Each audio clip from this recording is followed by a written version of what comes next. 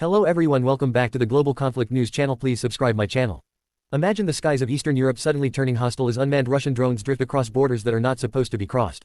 Poland, a frontline NATO member, responds swiftly and decisively, launching its defenses to eliminate the threat before it can reach civilian or military targets. This incident may seem like a single confrontation in an already complicated war, but it is much more than that. Every drone intercepted is not just metal and machinery falling to the ground, it is a loud signal of NATO's vigilance, Poland's readiness, and Russia's continued attempts to push boundaries. The unfolding of this situation demands more than a quick glance. It requires us to explore the layers of military technology, political symbolism, and strategic implications that define the story. On the surface, the exterior of this development is dramatic and symbolic. Poland, once regarded as a vulnerable gateway in Europe's east, is now demonstrating its maturity as a defensive powerhouse. The sight of Russian drones being shot down over or near Polish airspace is both a technical and symbolic event. It tells Russia that its probes will not go unanswered, and it reassures NATO allies that the eastern flank is shielded by advanced radar systems, interceptors, and a military prepared to act. To ordinary citizens, the exterior scene is a visual confirmation of safety, the idea that their skies are not left undefended.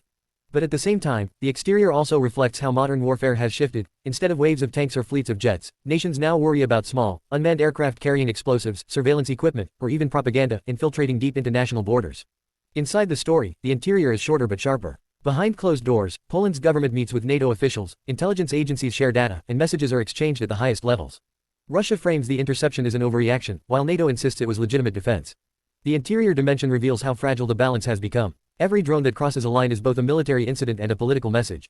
Was the drone aiming for Poland, or did it stray accidentally while targeting Ukraine? Was the interception routine, or was it a calculated show of strength? Inside the halls of NATO, these questions are debated, and every answer has the potential to escalate or de-escalate the broader conflict. The interior reminds us that war today is fought both in the open skies and in the quiet corridors of diplomacy. The performance of Poland's defense system stands at the heart of this story. Air defense technology is no longer theoretical, it is being tested in real time, with no margin for error. Poland's systems, supported by NATO integration, were able to track, target, and neutralize Russian drones. These drones are often designed to evade radar by flying low, moving quickly, or blending into civilian air traffic patterns. The successful interception shows the precision and reliability of Poland's layered air defense structure. This performance is not just about shooting down drones but about demonstrating resilience, coordination, and adaptability. Each interception proves that the billions invested in defense are working exactly as intended.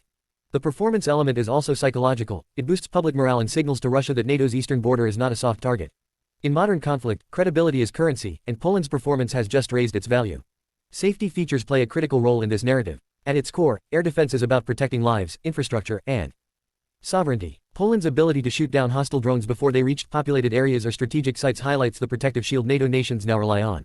Drones, though smaller than manned aircraft, can cause devastating damage if they carry explosives or target vulnerable civilian structures like power grids, fuel depots, or communication lines.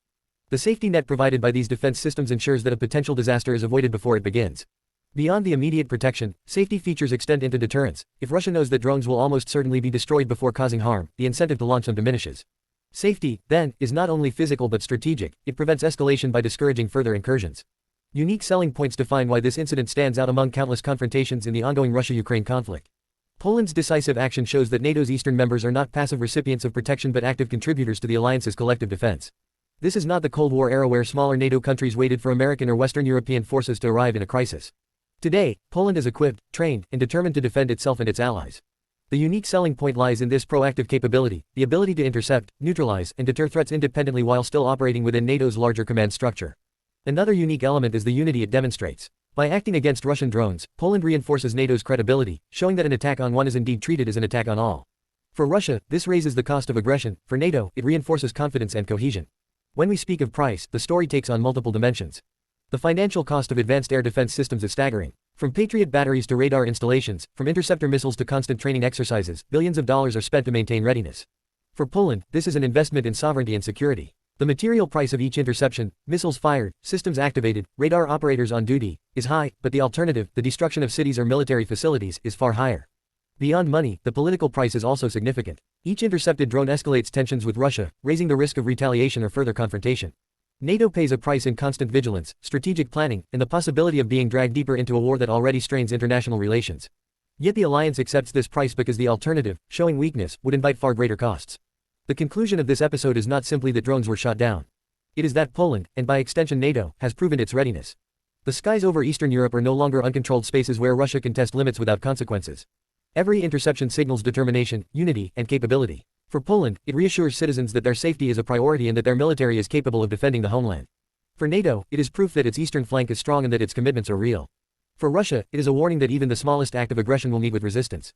The broader conclusion is that the battlefield has evolved. Drones may be small, but their implications are enormous.